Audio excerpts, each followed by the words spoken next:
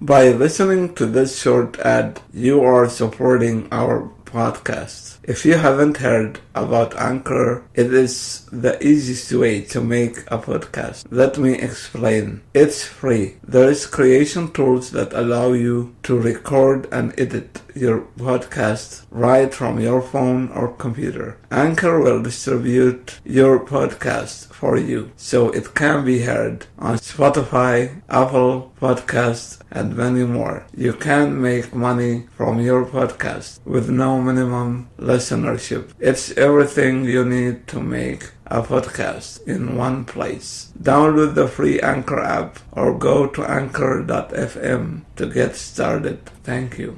Welcome to another episode, and before I start introducing our guests, I would like to inform you that I have decided to change my channel and podcast name from Bright Blue Star to So English, as I have the same name, So, for my Arabic viewers.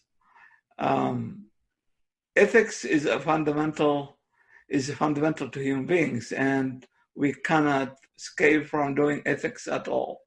Let us assume that somebody else decided to do no ethical judgment whatsoever in order to avoid all kinds of moral theories and all the social-related issues. However, that in itself is a moral theory, and having an apathetic point of view of challenging ethical issues is a moral judgment in itself. Now, some German idealist philosophers, such as Immanuel Kant and Hegel, argued that the metaphysics of morality leads to God. In contrast, utilitarianism and its leading figures like Jeremy Bentham, John Stuart Mill, and the Australian philosopher Peter Singer argue that utility itself can be ethical and thus remove God from the equation, even though they didn't say the last part explicitly, as far as I know. Today, we will discuss some issues and questions with Professor Don Dean, a 50 years member of the SGI Buddhist organization that seeks global peace and love. Also, we have with us Professor Bruce McGraw, the author of The Magical Universe, newmythology.com. Welcome, professors, to our show today. Thank you. Thank you. Thank you. So let me start with Don with this question. Is it wrong to say that morality comes from God? Why the divine command theory is problematic? Why you reject or accept such a point of view? Yes. Well, so is it wrong to say that morality comes from God? I don't necessarily think that that's a wrong statement. Okay. Because it all depends on what you consider God to be. So is God a being that's separate from us, or is God something that is a part of our own lives? Yeah. And so from the Buddhist standpoint, we don't actually separate God and man. We say that every human being has the potential to be God-like from the standpoint of becoming a person of compassion. And so if you interpret God to be a being that is compassionate and caring, and that part of us, that the better part of us, then definitely it's not something that is wrong to say. It just, again, it just depends on Yes. how God is defined. Yeah. So your answer is there. I'll try to guess what you said here again. That you are saying that there is no right or wrong to this question, like yes or no. Yeah, there's no right or wrong answer to it. It's just it's more of what your definition of God is. Yes. But from the Buddhist standpoint, we don't separate human beings and this ultimate life condition that many people call God, and and from our viewpoint, God is compassion, Yes. and compassion is something that is all pervasive throughout the universe. Yes. Well, let me go to Bruce. So, yeah, what do you think, Bruce? Go ahead. I think Don brought up a good point. I think the real issue here is that how do you define God? Okay. And so that's the big question, because so many people have different ideas about what God is. I think the Buddhist idea of God is different than maybe a lot of Christians or Muslims or Jews have an idea of God. Yes. The divine command theory is an interesting theory, and it just kind of helps maybe flesh out a little bit. That was, I think, the expression of it. Socrates brought it up in his dialogue, the Euthyphro, when he said, "Is something good because God commanded it, or did God command it because, in a sense, it was already good?" Yes. So the first one is it good because God commanded it? Basically, the divine command theory, which says whatever God commands is good. Yes. And so that's kind of a relativism, because it sort of means good is dependent on whatever the whim of the moment of God is. So he can will whatever he wants because he's God, and it becomes good. So if God says, you know what, it's okay to kill, we have the law, thou shalt not kill, but Yes. God, because he's God, could say, you know what, I'm going to change it. I'm going to say on Monday, Wednesdays, and Fridays, it's Yes. okay to kill. And on Make Tuesday, exceptions. Saturdays, it's Yes. wrong to kill. And on Sunday, you can do whatever you want. Yes. I mean, it's sort of a relativism based on God. The other one of that said, did God command it because it was already good, means that even God has to follow certain standards. Now, Yes. it could be those standards that God created himself, but when God creates the world and standards, God has to follow those standards. He can't violate those standards. So under that idea, he couldn't go along and say, well, it's okay to kill on Monday, Wednesday, Friday, because he got these standards he has to follow. Yes. And so that's kind of a natural law theory that I think goes a little bit along with what Don was saying, that there is this kind of moral essence to the universe Yes. that we have to follow. Now, if you call that moral essence of the universe God, then you'd say, okay, then maybe that works that way. But if it's the divine command theory, to me, gives this idea of there's a God sitting outside who's giving you these laws and telling you to do these things. And I think that's the problem people have with religion, because they have that kind of a view of God. Yes.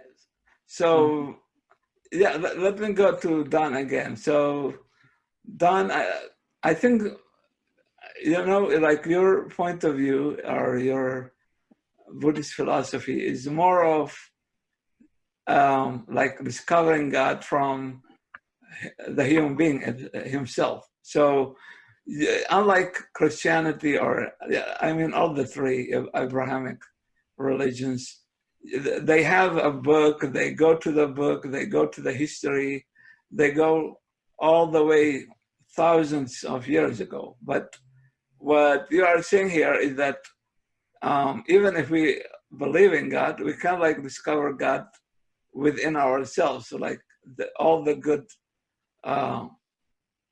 nature we have in ourselves, that God itself. And I think that is different from the Abrahamic point of view. What do you think? Even though I went to 12 years of Catholic school and spent a good portion of my early life studying that.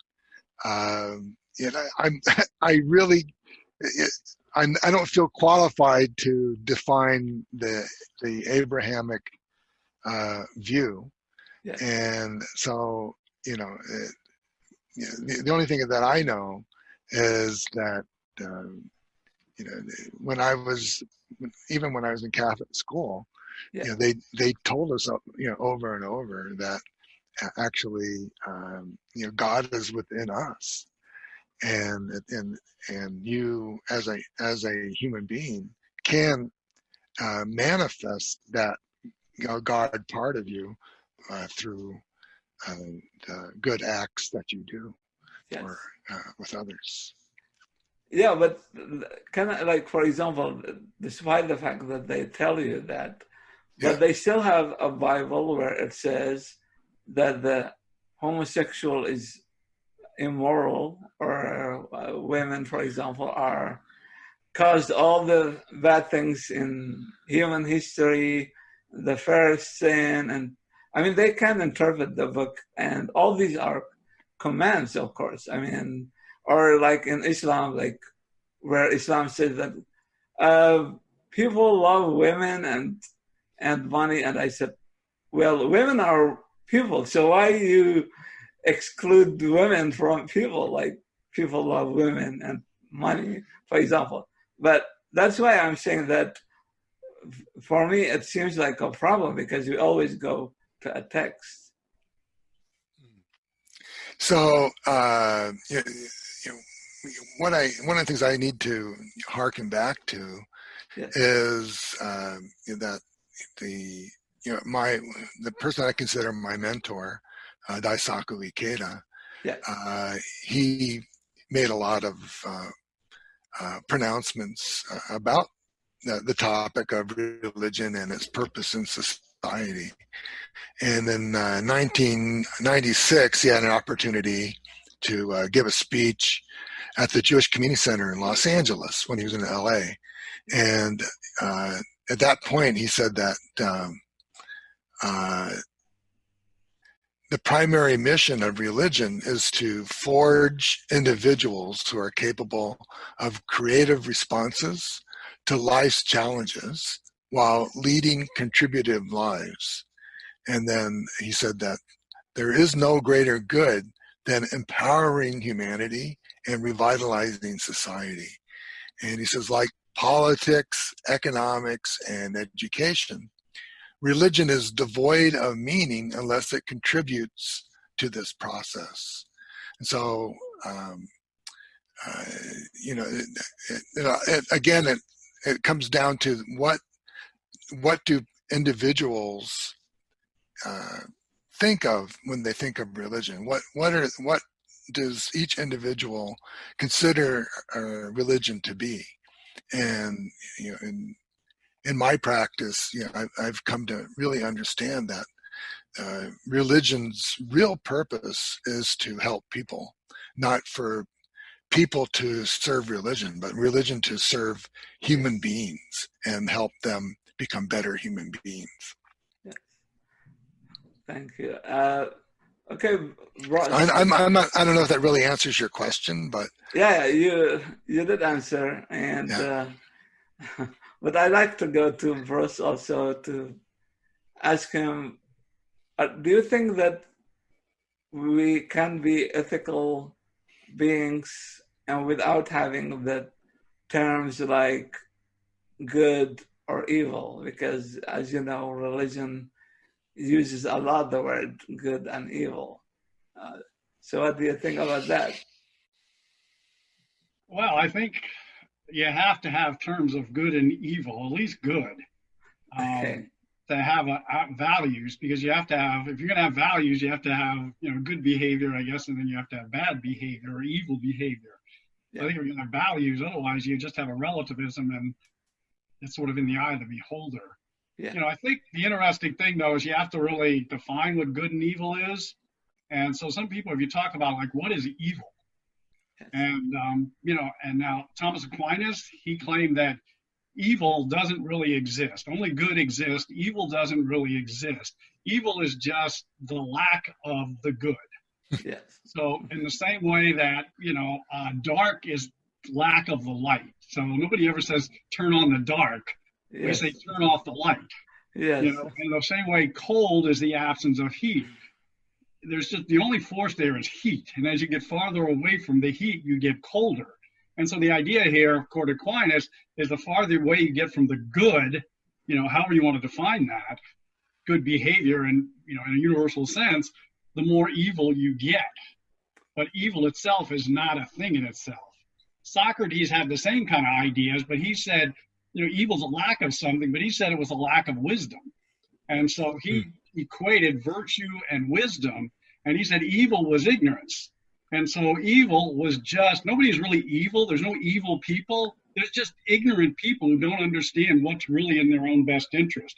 They might think immediate gain, like stealing or killing somebody, would give them some immediate benefit. And maybe it will give an immediate benefit, but in the long run, it's not going to be beneficial for them to do that. And so they commit this evil, not so much because they are evil, but just because they're ignorant of what's really in their best interest.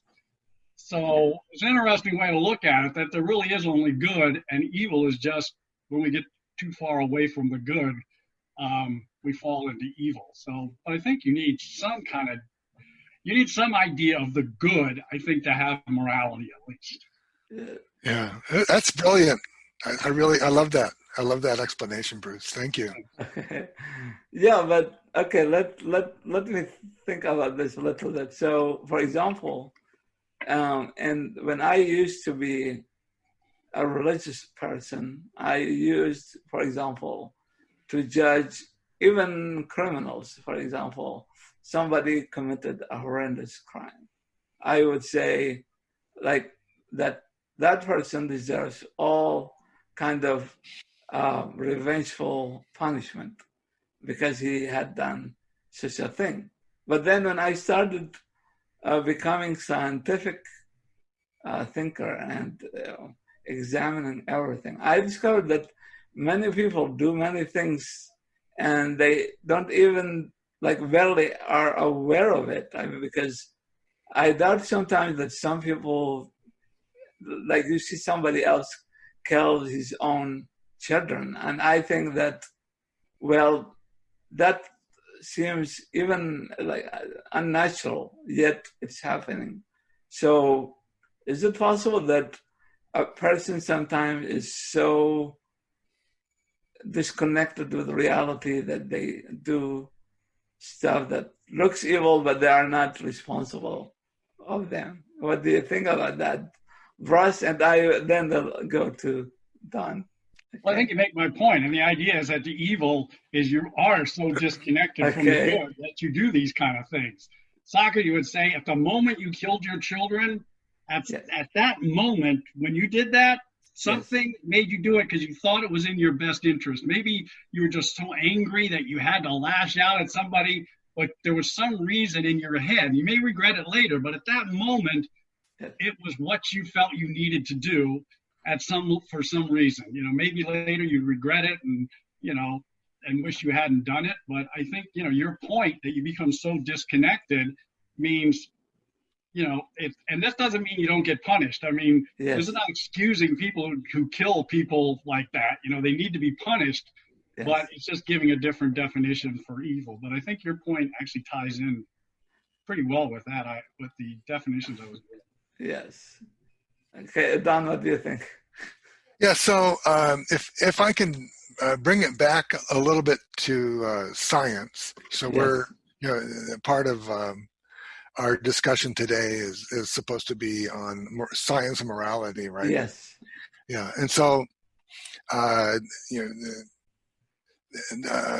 the person that founded the form of Buddhism that I practice, Nichiren Daishonin, he wrote an important what they call treatise called Establishing the Peace of the Land, and in establishing the correct teaching for the peace of the land is actually the full title of it. Yes. So in there,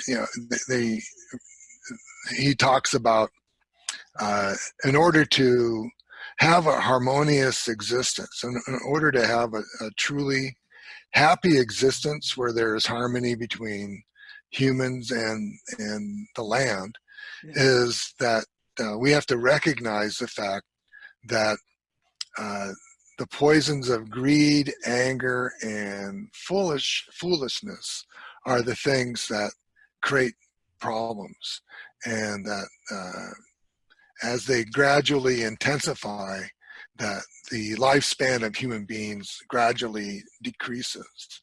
And this became the basis for a dialogue that Daisaku Ikeda had with Ernst Ulrich von Weizsäcker, and he was the head of the Club of Rome. I'm not sure if he is that now, but he is a famous scientist throughout the world, and biological scientists. And they were having a discussion about pollution, so that the true cause of pollution. And so he was bringing up this writing by Nichiren Daishonin that greed, anger, and foolishness are the things that cause many of our problems today. And then he said that they gave the example of environmental pollution is the result of our relentless pursuit of convenience and affluence. And that's blinded us to the principle that we are part of nature and that we need to live in harmony with it. And that the advancement of modern civilization based on science has exacerbated and amplified the greed for possessions and dominance inherent in human beings until they are on the verge of destroying their natural environment and threatening life itself. And so, but what he was trying to point out is not that science is bad in any way. It's not actually, science is neither bad nor good. Yes. And so, this goes back to what, Bruce was saying earlier, that, good is, evil is the absence of good. Yes. And so, science in itself is neither bad nor good. But it depends on, the level of greed, anger, and foolishness that, people have that blinds them to being able to utilize things in the best possible way to help other human beings. And so he goes on to say that to prevent further environmental destruction, and you could also apply this to the the COVID pandemic as well. It's important to have accurate information regarding the actual severity of the threat, and the threat constantly presented to the public, and to take necessary measures, legal and policy measures, to deal with that problem. And that he said that not only experts in the field, but the general public must consistently be on the alert and monitoring the actions taken by government and business. And so if people are blinded by these poisons of greed, anger, and foolishness, they're not able to do that. And then as a result, we all suffer for that. Yes, thank you, Ross. Okay, you think I'm not sure but I think that you believe that we can use religion sometimes for good or bad. But what do you think if I say that if you go and study every, for example, ethnical struggles, wars, hate, massacres, you will find behind the ethnic racist speech a kind of religious background. Like, for example, in Ireland, the Protestant versus the Catholics, in former Yugoslavia, Catholics and Orthodox and Muslims, and also in Iraq, Sunni versus Shia, in India, Hindu versus Muslim. Everywhere you go, you find a religion like giving some sort of support or feed the hate and the struggle. So how you analyze this issue? What do you think about it? Well, again, I think, religion, you have to look at how you're talking about religion. And, I go back to, again, when we go back to kind of Socrates' idea that evil is ignorance and virtue is wisdom. Yeah. Obviously, there's going to be people who go by religion and many different religions who divide the religion off. And they think my religion is the best and everybody else's religion is terrible. In fact, maybe they're even from the devil or something. And so you're going to have that. And I think that's a kind of ignorant thinking. Yes. So I think just because there's people who call themselves religion and do these terrible things doesn't necessarily ruin religion itself. And that's why I think people use the word spirituality, because religion is such a loaded term. Okay. And so I look at it, individuals are made up of two selves. We have the little s self, which is the ego. And if we're coming from our ego, we're automatically divided, separate from everything else. But we have this big S self, which I call like the God self. I know in Hinduism, it's called the Atman Brahman, when your self, your deepest self, combines with the ultimate reality. That's your higher self. And your higher self is always interconnected with everything. I mean, in a sense, you could say it's God. I think maybe it's your God self, it's your true self, it's your higher self. Yes. And when people are coming from that, that's a higher level of religion and spirituality. And that's where I think the Buddha came from and Jesus came from and a lot of our great wisdom teachers came from. But people are coming from their little s self, their egos, they get caught up in these little sectarian wars and think their religion's better than everybody else's. In fact, they want to go to war to make sure that everybody converts to their religion. Yes. So I just think it's more of the individual, not the religion, and we have to be careful how we throw around terms without defining them. So yeah, but don't you think that, for example, one of the phenomenon of religion is that it feeds, for example, the cult of herds. Like people stop usually thinking of themselves as individuals. They start thinking as a group more. So don't you think that this is a kind of problematic? Yeah, I mean, it can lead to that, no doubt. But other things can do it too. Your race. Right now we hear about white supremacy. So people get so identified with their race that they think, it cuts them off from everybody else. Or you can but that also is supported by some churches. I mean, they feed that. I know, it's a danger. Yeah. It's a danger. It's always a danger that human beings, I'm just going to say, are more ignorant, more cut off. Yes. I mean, that's a danger of religion. You're right. And it's something to definitely be aware of.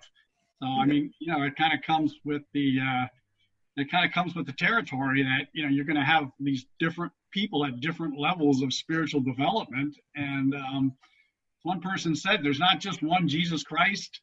There's like 20 or 30 or 40, because everybody, depending on their level of development, has a different image of who and what Jesus was. Yes. So, it's the human condition. I think you have to be aware of that, but I don't think you necessarily have to condemn all of religion just because some people have taken it to a crazy end. Yeah. I respect their opinion, even though I see it from an atheistic point of view, more like Christopher Hitchens did. I mean, I'm that kind of person, but also I noticed that Sam Harris also is right about when he criticizes some atheistic point of view where they go almost to nihilism. Yeah, that I almost believe in nothing. Yeah. Yeah, and I think, they asked Sam Harris. Sam Harris doesn't believe in the kind of the Christian God out there, but I think if I remember, somebody asked him, like the Buddhist concept of God or the Buddhist concept of ultimate being. I'm not quite sure the Buddha nature, however, the Buddhist frame it. And I thought he was open to that. He says, well, maybe there's something to that. So again, it's like, Yes. how do you define these terms? Yes. Yeah, we do get hung up on terms, and so I mean, one way of defining Buddha nature is that it is our greater self, not our lesser self. Right. Yes. Yeah, but as far as like what you were both talking about religion and how you define it, it is different for different people. But again, going back to that speech that Daisaku Ikeda gave at the Jewish Community Center in 1996, he said that when religion dominates and oppresses people, it becomes an instrument of authority. And he said that history is filled with examples of people who wanted only to be happy and being deceived by clergy or other religious leaders. And he said that this is an undeniable reality. And this is the kind of thing that does create that kind of nihilism that Bruce was referring to. And then he said that we have to keep in mind that life is equally precious and sacrosanct for all people. And it is a mistake to think that priests stand above lay believers. And it's more important, and that no leader of any religion is more important than the members in that religion. And he said that if once people start thinking that way, they start thinking that the leader of a religion or the leader of a group of people, a religious group, is greater than the members of that group. He said that is betraying the true purpose of religion. Yes. Thank you. Okay, let me move to another important question. I mean, which is, I know, like, can science decide for us or help us to recognize what is good or bad for humanity? Or, for example, ethical relativism is still challenging because it uses science against the scientific judgment of other cultures. So do you think that we can judge culture that allows, for example, murdering girls for charges of immorality? Or like as recently a Jordanian guy beheaded his own daughter and then started smoking and drinking tea over her dead body. So, I mean, that's very awful. And yet those who believe in relativism want us to respect that difference in culture. So what do you think, Don? Okay, let me go with Don first.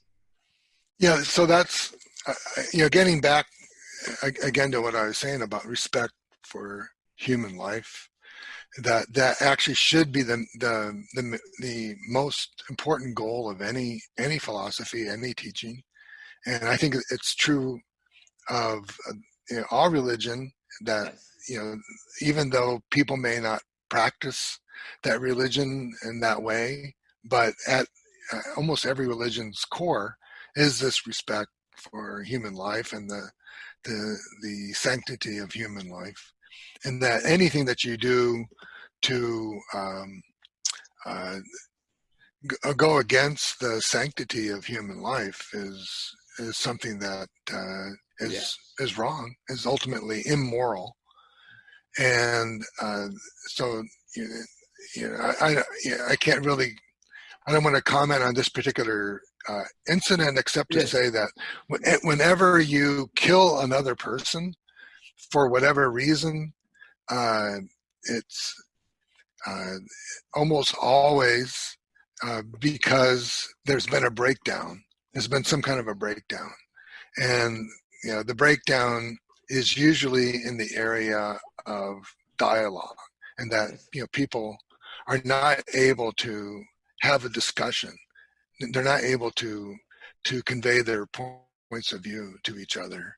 And so it's and when people are not able to do that and they're blinded to the suffering that another person's going through, then that's when people feel that it's okay to kill other people to justify whatever that end justifies that means justifies their end, you could say. Yes. Okay, Ross? Yeah. So you want to talk a little bit about the role of science in ethics too? Is that? Yeah, like can science make us ethical beings? Can we learn without religion? Like if you depend solely on science, can you benefit from it to become an ethical person? Yeah, I part of my book that I wrote was the Natural Universe, and then the other one's a new mythology. Yes. Kind of what it's trying to overcome is this split that we've had since the Middle Ages, between science and religion. I mean, before that, in the Middle Ages and past, what they had for science and religion were all one, and then it got split in the Renaissance, the modern age, and it's still kind of split. And I think the new paradigm is going to bring them together. And so I don't think it's like an either or thing. I think religion and I'll call it spirituality and science are coming back together.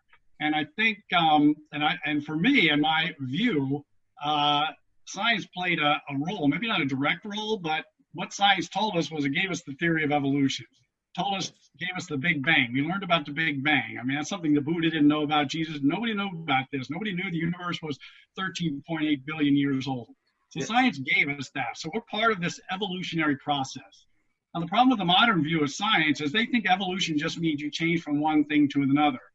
But what I think they're missing from the modern view is that it's not just changes going on in this evolutionary thing, there's development that goes on. So we've gone from this void where we have minor, tiny little subatomic particles up to the creation of human beings.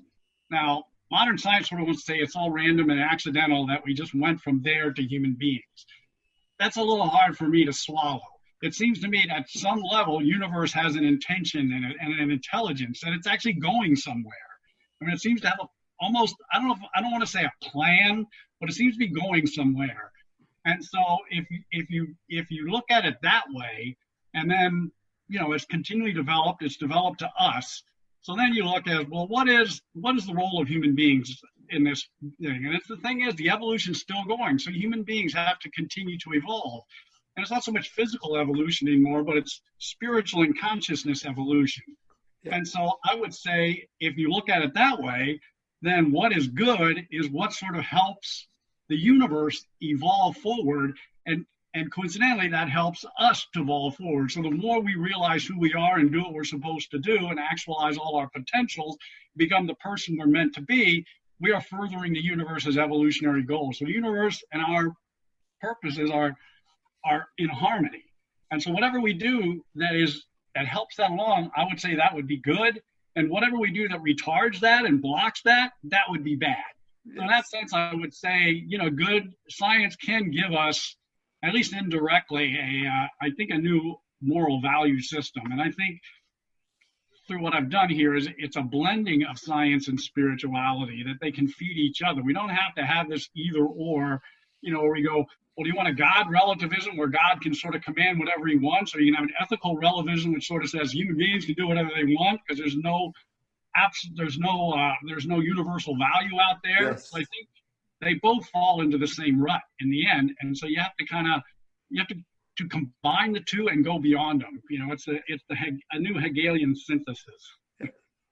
Well, one of the reasons why I see religion as futile or useless, as I say, is that even religion, when it becomes ethical and it supports human rights, it comes at the last moment. I mean, after science breaks everything and we discover new stuff, and then we break through and discover, for example, that animals also have feelings and they feel sad, they cry, they have all some of the basic human moralities, or ethics, even animals. But religion is silent on that side, and only then we discover some priests or mullahs or whatever. They will come out and say, "Oh, okay, we support that. Come on, guys, that's too late." So that's why I think that science is very important, or is more essential. I think. I mean, if science is able to take all the aspects of life from religion, why stop in morality? I mean, okay, Don, what do you think about that? I mean, why stop with morality? If science is able to take, for example, the legal systems or many aspects of life, science come over it, why stop with ethics? Yeah. So, so getting back to whether science can lead to morality and vice versa, I think Einstein had that famous saying that I think it goes science without religion without science is blind, and science without religion is lame, or something along that line, right? I'm trying to remember the exact quote, but he felt that science and religion went hand in hand, and ultimately he felt that scientists without any kind of moral guidance, without any kind of sense of morality, would the result of their science without that sense of fundamental human decency would not have a good result. And so I think one of the books you're reading, you're reading a dialogue between President Ikeda, Daisaku Ikeda, and Joseph Rotblat, right? Yeah. Yeah, and then so he was talking about that dialogue, and he said that Dr. Rotblat, who was worked on the Manhattan Project, but left it when he realized that it no longer would be serving the good of humanity. Yes. He said that the world's scientists can make a definitive statement about the application of scientific knowledge in society because they have had such an immense impact on people's lives, and they've played a major role in shaping contemporary society. Yeah. And and then he went on to talk more about a dialogue that they have with Linus Pauling, and Linus Pauling, who is one of the discoverers of DNA. Yes. He said that since I believe in democracy, I prefer to see no single group, not even scientists, running the world. And he said scientists have an obligation to help their fellow citizens understand what the problems are, but must not form a controlling oligarchy. Yes. Decisions must be made by the people as a whole.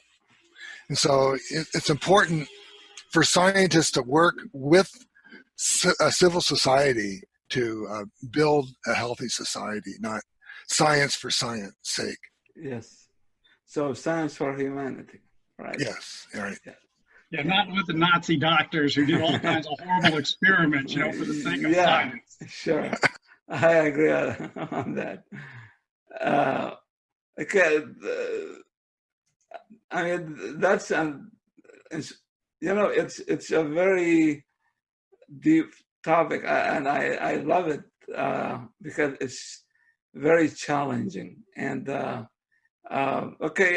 Bruce, I think that your theory, I mean, you already have tried to create such a theory. Like you are almost offering a new religion to people. A new spirituality. Yeah, okay. All that bad terminology, which but you kind of bring that out. So. Okay, so you don't have priests or clergy or anything. So yeah, but the new mythology, can you like make this universe with all the humans in it have an interest in the universe itself without going to like divide people to, okay, this is clean person, this is unclean person, this is dirty, that blah blah blah blah. I mean, and that's why I think we need people like you here. Okay, go ahead. Well, I think the good thing about the new mythology and tying morality, I think, to the universe story and the way I've laid it out is it is universal. I mean, we all came from that little speck, that singularity at the beginning of time. Everybody came out of it. So everybody's a part of this universe story.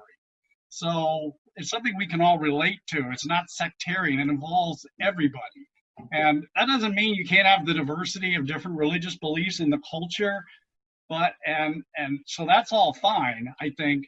But as long as a certain level of morality is maintained, so for example, anybody can worship whatever gods they want, perform any rituals they want, even and if you're an atheist, you don't have to believe in anything. It doesn't matter, just as long as you obey certain things. So if your religious practice says, you know what, our religious practice wants to sacrifice a newborn baby at the full moon, every full moon. Yes. That's when you step in and you go, sorry, you don't get to do that. Yes. You can't say free religion and I'm free to that. Say, no, that's wrong. You can't do that. As long as you don't start sacrificing innocent people or harming people in any way like that, you can do whatever you want, as long as you maintain a certain standard of behavior. And that goes for atheists too. Atheists don't have to believe, don't have to go to church, don't have to go to the mosque, don't have to go to the temple, as long as they maintain a certain standard of behavior. So you can have diversity within this overarching unified system, because I think we want the diversity of the world and the beliefs. They're all nourishing to me. I love all of them, and they feed each other to me. And so you want all that diversity. You don't want this uniformity, but I think we need a philosophy or a cosmology or whatever that unifies everybody. And it's interesting that, it's only in the modern times that we split religion and science, but before that, in pre-modern times, and indigenous people, whenever they came out with their worldview, they always started out with the universe story. If you look at the Bible, I mean, what's the first thing in Genesis? It's the creation of the universe. Yes. They always start out with the whole and the thing that unites everybody, and then they go forward into the particulars. And so, because once you get the universe story, you kind of see how do you connect to everything, and and it gives you your sense of purpose, your sense of place in the scheme of everything. And you move forward with that. So I think we need this kind of new universe story in which to ground our morality and unite the planet. And I think right now, as Don was mentioning with climate change, if we don't change our worldview, it's going to be over. So it's not, to me, it's not even a matter of, can we convince people? It's like we're at the point where it's life or death. People are going to have to take on a new sense. They're going to have to take on a new sense of who they are and their identity. And I think the universe story is one way to help them that. I mean, I think Buddhism does that also, and other religions can do that also. But I think the universe story can tie into all of those things. I don't think it negates any of them. I think it can encompass all of it. So I think it's a unifying force. Yes. And gives people a sense of the whole, along with their own individual uniqueness. Yes. So this universe is our home, so we all, right? Well, the problem with the modern world is they just looked at it as like a bunch of dead matter out there, and so we get all focused on human beings and ourselves and me and everything else. We've lost the bigger picture that we fit into. That gives us our purpose and our sense of where we came from and where we're going. Well, okay, Dan, also I will give you, okay, if you want to say anything. Yeah. So, getting back to, what I was talking about, with, Einstein, he wrote another, famous letter. I think it was written 1954 or something like that. He wrote it to, someone that shared a book with him, and the book was called, Choose Life, the Biblical Call to Revolt. Yeah. And so it was written by Eric Gutkind. So he penned a really long letter to Eric, and talking about his views of science and science and religion. And but he, one of the things that he was mentioning in this letter was that religion was the way that earlier man, earlier humanity dealt with the universe. I mean, you look up in the sky, and you see that all these stars, and you see this incredible cosmos, and you have to go, there's something great at work here. There's something incredible at work here. And that, and they didn't have the benefit of scientific discovery back then. And so, a lot of religions, what they wrote were, they were trying to figure that out. And then, as we went along, people figured things out more and more. But it seems like the more that we figure out, the more that we find that there is to know, right? Yeah. And so it's like it's never ending, and the vastness and the unbelievable depth of what's what in the world, it's just so astounding. It is just like incredibly astounding. I think I read it was like two or 3 days ago, for the first time they announced that they've actually seen another solar system.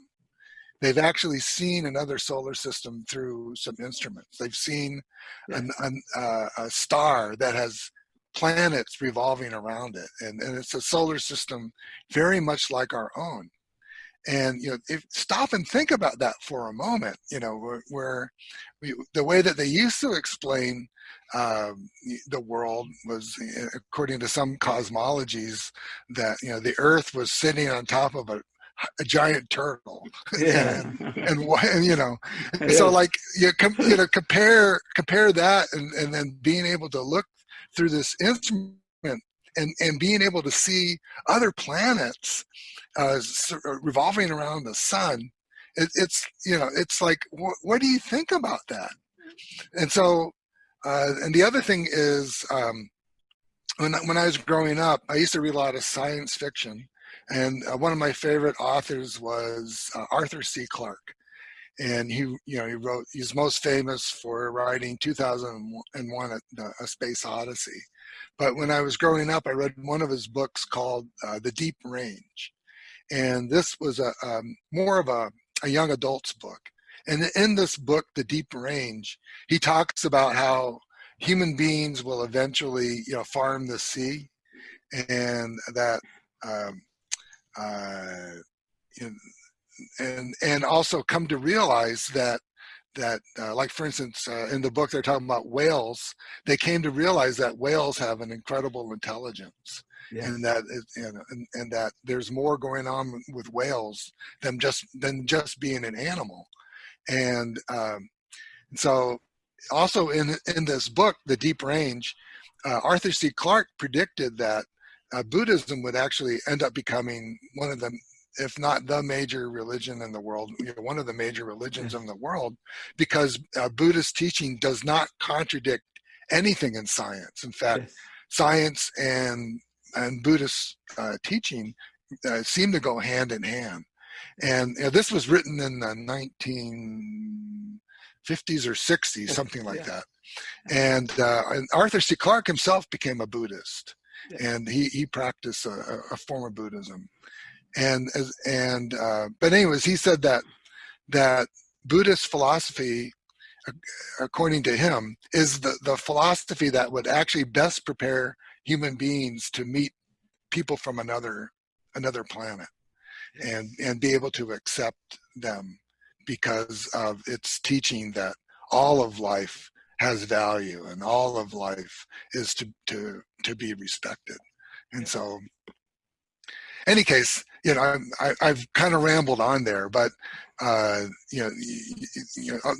point being, again, getting back to what Einstein and Arthur C. Clarke and other scientists have been saying is that learning more about science doesn't necessarily help people become more moral, Yes. but instead applying the morality that human beings deserve this utmost respect, because they all have this beautiful godlike nature, and in Buddhism we call it the Buddha nature, and recognizing that every human being has this within them. If that becomes the basis of scientific discovery, then science will be used in a way that benefits mankind, not hurts mankind. Yes. Thank you, Don. Yeah, I remember somebody asked the Dalai Lama, he said, what if science came up with some idea that contradicted Buddhist philosophy? What would you do? Yes. And he said, if it really contradicted and was proven, we'd have to change Buddhist philosophy. That's right, exactly. And that is the beauty of it being, it's a philosophy. It's not anything that's like set in stone. It's a way of dealing with the world around you. Yeah.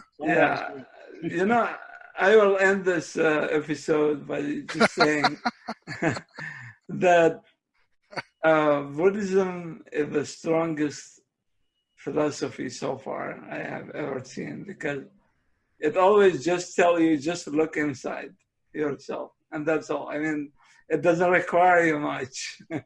And as Sam Harris said, imagine a universe without a conscious being, like without a conscience. Then without a conscience, there is no morality. Who cares about rocks? They blow up every day. Thank you, guys. And I hope to see you soon in another episode and another topic. Sounds okay. Good. Yeah, just remember that we are stardust. Yeah, stardust. Yes. The magical universe. Okay. Have a good day. Okay. Thank you. All right.